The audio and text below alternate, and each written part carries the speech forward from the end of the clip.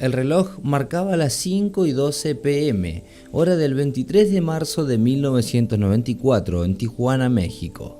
Luis Donaldo Colosio Murrieta, el candidato presidencial del Partido Revolucionario Institucional, sonreía, saludaba y se abría paso entre la gente que se amontonaba para entregarle una carta, saludarlo, abrazarlo o simplemente verlo. Sonaba la canción de la culebra en medio de una multitud celebrante, cuando el sonido de 2 disparos transformó las ovaciones en grito de terror. Alguien le había disparado a Colosio. Desde su asesinato, Colosio ha sido referente del prismo nacional, de la renovación y el alcance del partido fuera de las oficinas. El caso Colosio consternó a un país entero que mantuvo el crimen en la memoria y que constantemente está pidiendo respuestas. Han pasado 26 años desde esa tarde en Lomas Taurinas, en Baja California, y la pregunta persiste: ¿quién mató al candidato que reformaría al partido eternizado en el poder? Aprovecho esta breve pausa para mencionarte que si te gustan videos documentales y relatos misteriosos, puedes suscribirte a mi canal y ver más contenido así. Colosio era visto en aquellos años como el único político que podía hacer prosperar al país, además de que sería el sucesor de Carlos Salinas de Gortari, o sea, el próximo presidente de México. Era muy querido por la gente. Luego de un inicio de campaña afectado por los efectos del levantamiento del Ejército Zapatista de Liberación Nacional de Chiapas, el 1 de enero de 1994, Colosio llegó el 23 de marzo de ese mismo año, alrededor de las 4:05 al aeropuerto Abelardo Rodríguez de la ciudad de Tijuana, Baja California.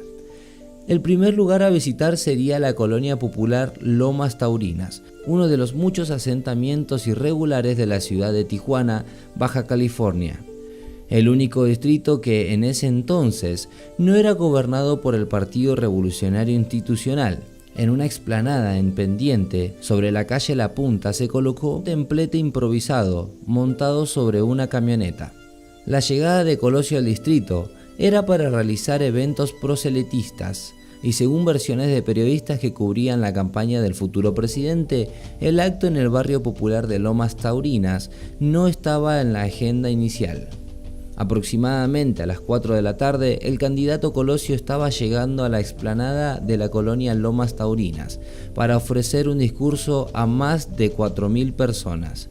Sin demasiada seguridad personal, el candidato sonreía, saludaba y se abría paso entre la gente que se amontonaba para entregarle una carta, saludarlo, abrazarlo o simplemente verlo. En sus discursos de campaña hacia la presidencia, Colosio anunciaba que como un partido en competencia, el PRI no tiene triunfos asegurados. Tiene que luchar por ello y tiene que asumir que en la democracia solo la victoria nos dará la estatura a nuestra presencia política. Para entonces el PRI estaba perdiendo en intención de votos en estados que siempre estuvieron asegurados. El acto político, que concentró a unas 4.000 personas, se realizó en uno de los barrios más pobres y peligrosos de Tijuana, pero por órdenes del PRI no hubo seguridad. En el evento, denominado Acto de Unidad, participaron 4 oradores locales antes de que Luis Donaldo Colosio diera el cierre del evento con su discurso. A las 5:08 de la tarde, Colosio bajó del templete y se dirigió a pie a su camioneta rodeado por una reducida escolta personal.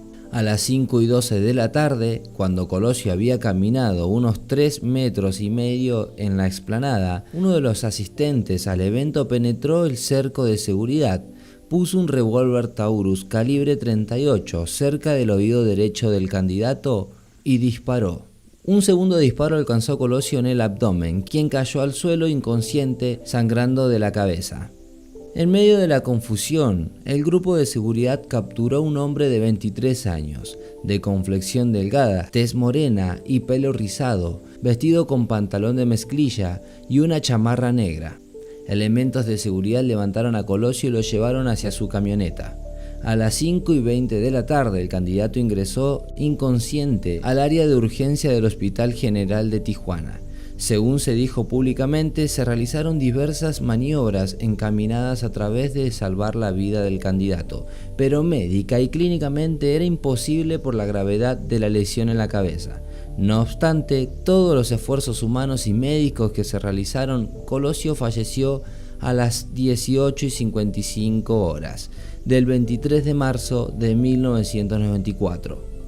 La autopsia efectuada al cuerpo de Colosio, cuyo video fue revelado hace poco tiempo, confirmó la existencia de 2 tiros, uno que entró por la cabeza y otro más en el abdomen, mismo que fue considerado como superficial, pues no penetró en la cavidad torácica ni afectó órganos internos. El asesino solitario, como llamaron al principal sospechoso, fue quien accionó el arma dando muerte al candidato con 2 disparos, uno de ellos directamente a la cabeza. Resultó fatal. Mario Aburto Martínez, de 22 años, originario de Michoacán y radicado hacía 8 años en Tijuana. Fue detenido inmediatamente por quienes rodeaban al candidato en el momento del atentado y fue puesto a disposición de las autoridades. Mario Aburto Martínez, presentado a la prensa en los días posteriores al asesinato, lucía un corte de pelo militar, menos moreno. No tenía los hematomas sufridos al día del asesinato en la cara y aparentaba estar más obeso, lo que desencadenó una serie de rumores sobre la autenticidad y posible reposición del verdadero asesino. Aunque había muchas dudas, teorías, inconsistencias, especulaciones y hasta versiones que señalaban la existencia de una conspiración del Estado en el caso Colosio, el gobierno mexicano, que era de extracción priista, como hasta ese entonces lo había sido durante el último medio siglo, concluyó que Aburto fue el autor material e intelectual del magnicidio. Hay acusaciones de una conspiración perpetrada por el presidente Carlos Salinas de Gortari. También se sospechó de Manuel Camacho Ortiz, colaborador de Salinas. Se dijo que el narcotráfico vio en Colosio una amenaza y encomendó el asesinato a un sicario. En el imaginario colectivo mexicano aún resuena el nombre de Carlos Salinas como el autor intelectual del crimen, pero ninguno de los fiscales tuvo la voluntad de demostrar todas y cada una de las líneas de investigación, y Mario Aburto Martínez fue declarado responsable del homicidio. Desde el principio se aceptó la teoría generada por el primer fiscal designado para el caso Colosio, Miguel Montes, de que una acción concertada entre varios miembros del equipo de seguridad del candidato tuvo como última consecuencia el asesinato. Debido a esta inicial conjetura, se arrestó también, además del principal sospechoso, a 4 miembros del equipo de seguridad de Colosio y simpatizantes del PRI: Tranquilino Sánchez, Vicente Mayoral Valenzuela, Rodolfo Mayoral Esquer y Rodolfo Rivas Palacio. Las dudas e intercambio entre las teorías de una acción en equipo y la del asesino solitario no pararon. En julio de 1994, al no poder sostener la culpabilidad de los miembros del equipo de seguridad del candidato, Montes se retractó y presentó oficialmente la teoría del asesino solitario, después de la liberación de los acusados por falta de pruebas. Después de ese acto público ante medios de comunicación, renunció al cargo. La teoría del asesino solitario se mantuvo hasta el arribo de un tercer fiscal especial para la investigación del caso, Pablo Chapa Besanilla, designado por el ya presidente Ernesto Zedillo. Reactivó en 1995 la teoría de la acción concertada, pues no consideraba creíble la primera debido a la existencia de los 2 balazos. En efecto, parecía improbable que Aburto hubiera disparado en 2 ocasiones, primero lado derecho del candidato en la cabeza y por segunda vez en la cavidad abdominal izquierda. Fue entonces cuando se trajo ante la justicia a Otón Cortés, quien aparece junto al candidato en el video difundido, acusado de efectuar un segundo tiro al abdomen por 3 testigos que posteriormente se retractaron. Cortés había sido integrante del PRI de Tijuana y chofer en la comitiva de Colosio. Declaró que fue víctima de tortura durante su arresto, además de haber sido obligado a firmar una declaratoria fabricada. salió libre del penal de máxima seguridad del Altiplano el 7 de agosto de 1996, luego de que el juez Jorge Pardo Rebolledo lo absolvió del homicidio al determinar que no existían pruebas de su participación. Después de la liberación de Cortés, la teoría del complot se fue diluyendo con el tiempo, quedando preso únicamente a Burto, imputado con ambos tiros ante la incredulidad del público nacional. Luis Donaldo Colosio Murrieta nació el 10 de febrero de 1950 en el actual estado de Sonora, México.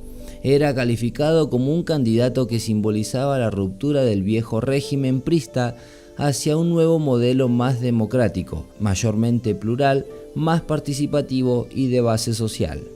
Su figura trascendía por ser un líder carismático, honesto, sencillo y bonachón, que supo manejar el concepto de unidad nacional e integrar la vida familiar a la política. Además de candidato a presidente, fue economista y se desempeñó como diputado, senador, presidente de partido y titular de la Secretaría de Desarrollo Social de México. En 1967 inició sus estudios profesionales en el Instituto Tecnológico y de Estudios Superiores de Monterrey, obteniendo el título de licenciado en Economía en 1972. Asimismo, cursó estudios de maestría en Desarrollo Rural y Economía Urbana entre 1975 y 1976 en la Universidad de Pensilvania y en 1979 realizó una estancia de investigación en Luxemburgo, Austria. En 1980 se desempeñó como profesor de Economía en el Colegio de México en Monterrey, la UNAM y la Universidad Anáhuac. En esta última institución conoció a Diana Laura Riojas Reyes, con quien se casó en 1982. Del matrimonio nacieron dos hijos, Luis Donaldo en 1985 y Mariana en 1993. Ingresó al Partido Revolucionario Institucional en 1979, siendo elegido diputado en 1985 y posteriormente senador en 1988. Fue presidente nacional del PRI en 1988 a 1992. Durante su gestión, el PRI reconoció por primera vez una derrota en una elección del gobernador, en este caso la del estado de Baja California en 1989, siendo elegido Ernesto Rufo Apel, candidato del Partido Acción Nacional, como primer gobernador no prista. Llamado por el presidente Carlos Salinas de Gortari a formar parte del gabinete presidencial el 13 de abril de 1992, Luis Donaldo Colosio se convirtió en secretario de Desarrollo Social. En sustitución del candidato gobernador de Veracruz, Colosio participó activamente en la sucesión presidencial de Salinas, junto con dos fuertes aspirantes, Pedro Aspe Armella, secretario de Hacienda, y Manuel Camacho Solís, jefe del Departamento del Distrito Federal, quien rompió las normas no escritas de la sucesión presidencial de México al negarse a expresar públicamente su apoyo a Colosio, que fue postulado como candidato a la presidencia de la República el 28 de noviembre de 1993. Pero entonces, ¿cómo fue que Colosio fue postulado a presidente? Para entender esto, tenemos que retroceder unos años, hasta finales de los años 80. Antes de la década de los 90, era costumbre que quien fuera el secretario de gobierno sería designado como candidato a la presidencia mexicana para los siguientes 6 años. Cuando Carlos Salinas de Gortari ganó la presidencia en 1988, había una gran sospecha de que había fraude electoral y que en realidad había sido Cuauhtémoc Cárdenas el ganador de la elección. Con esa polémica como antecedente para el siguiente sexenio, no ocurrió lo mismo, pues quien se perfilaba como candidato presidencial era Manuel Camacho Solís, quien entonces era el jefe del Departamento de Distrito Federal y muy cercano colaborador del presidente Salinas. Luis Donaldo Colosio también estaba cerca del presidente y se desempeñaba entonces como secretario de Desarrollo Social, cargo al que llegó el 13 de abril de 1992. Antes había sido diputado federal y presidente de su partido, con tan solo 37 años, lo que lo convirtió entonces en el dirigente más joven de la agrupación política. La candidatura de Colosio se dio en un destape. Esta era la forma en la que se conocía el procedimiento por el cual se daban a conocer los futuros candidatos durante los gobiernos pristas.